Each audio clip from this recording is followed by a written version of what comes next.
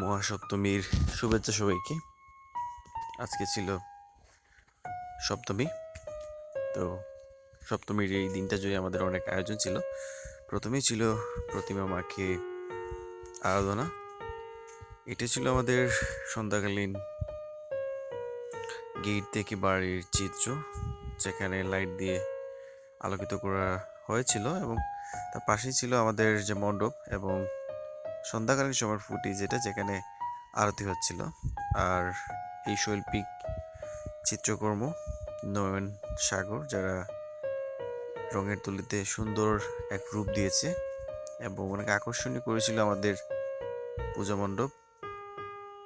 এবং প্রত্যেকটা ওদের শিল্পকর্মই ছিল দেখার মতন, অনেক সুন্দর। এবং পাশেই আমাদের কাজ চলছিল, দুর্গা মায়ের জন্য মালা তৈরি করা হচ্ছিল। এবং আমাদের ঠাকুরমশাইরা ইতিমধ্যে পূজা শুরু করে দেন, এবং আমিও ওনাদের সাথে সংকল্পে বসে যাই। পূজার যতগুলা এখানে ধাপ ছিল, আমরা সবগুলোই সুন্দরভাবে সম্পন্ন করি। এবং অত্যন্ত চমৎকারভাবে আমাদের পুরোহিত মশাই, উনি আমাদেরকে বলে দিচ্ছিলেন কখন কি করতে হবে। আমাদের দুর্গা মাকে দেখে মনে হচ্ছিল যেন স্বয়ং উনি দোড়াদামে আমাদের মাঝে অবতীর্ণ হয়েছেন। তারপরেই শুরু হয় পুরোহিতদের বরণ। ধীরে ধীরে আমরা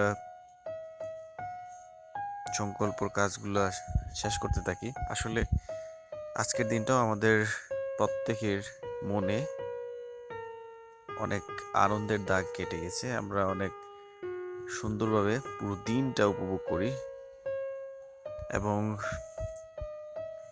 বাকি ছিলেন আমাদের এই পুরোহিত, যাকে বরণ করার বাকি ছিল, এবং মঞ্চের মাধ্যমেই পুরোহিত মশাইকে আমি বরণ করে নিই, এবং উনিও সেটা সাদরে গ্রহণ করেন। তারপরেই দুর্গা মাকে ভক্তি দিই এবং ওনাকে আরাধনার চেষ্টা করি। সবাই ছিল এখানে উপস্থিত। শঙ্খ, খোল, করতাল সবকিছুর ধ্বনিতে আমাদের পূজা মণ্ডপ আরো বেশি পরিমাণে আনন্দের একটা সুন্দর জায়গা কিংবা সুন্দর একটা পরিবেশ তৈরি করেছিল, যেটা ছিল আসলেই দেখার মতন। তারপরে শুরু হয় ভোগের অনুষ্ঠান। সবাই এখানে কীর্তন করছিল, আমরা সবাই একসাথে কীর্তন করছিলাম। তারপরে আমরা অঞ্জলি নিই, আমরা সবাই মিলে একসাথে বসে অঞ্জলি নিই। তারপরে আমরা প্রসাদ দিই সবাইকে, মহাসপ্তমীর যে প্রসাদ। তারপরে শুরু হয়ে যায় আমাদের ছোট ছোট যে ভাই বোন আছে, ওদের ধামাইল কীর্তন। ওরা খুব সুন্দর করে দামাইল দেয়। আমাদের সিলেটে যে দামাইলগুলো দেওয়া হয় গানের তালে, খুব সুন্দর করে ওরা দামাইল দিচ্ছিল, এবং মনে হচ্ছিল যেন একদমই পেশাদার করে ওরা। তারপরে শুরু হয় আরতি। গান থাকার কারণে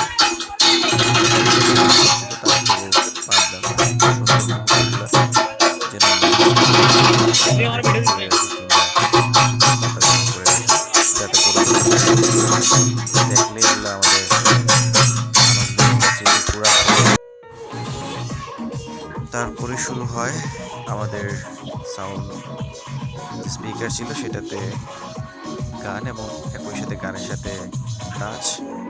আমারই এক ছোট বোন, সে সুন্দরভাবে দুর্গা মায়ের সামনে নাচ পরিবেশন করে, যেটা সবার নজর কাড়ে এবং অনেক মনোমুগ্ধ করছিল। আমরা সবাই অনেক উপভোগ করি। সে আমাদের আনন্দের মাত্রাটাকে আরো বাড়িয়ে দেয়। তারপরে শুরু হয় আরো কিছু গান, যেখানে আরো কিছু ছেলে যারা অত্যন্ত সুন্দরভাবে নাচ করছিল। এই নাচগুলো ছিল অত্যন্ত সুন্দর এবং দেখার মতো। তারপরে সন্ধ্যার একটা অংশ শুরু হয়, যেখানে এগুলো নিয়ে আরতি করে একের পর এক ওরা সবাই আরতি করছিল, যেটা ছিল আসলেই দেখার মতন, অত্যন্ত সুন্দর ছিল আরতি। এবং আমরা সবাই একসাথে মিলে বসে দুর্গা মায়ের আরাধনা করছিলাম। চেষ্টা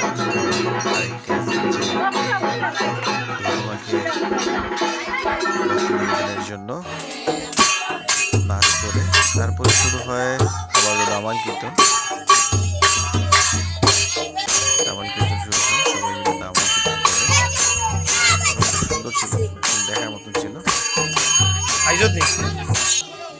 তারপরে আমার মা বরাবরের মতনই উনি ভালো গীত গাইতে পারে,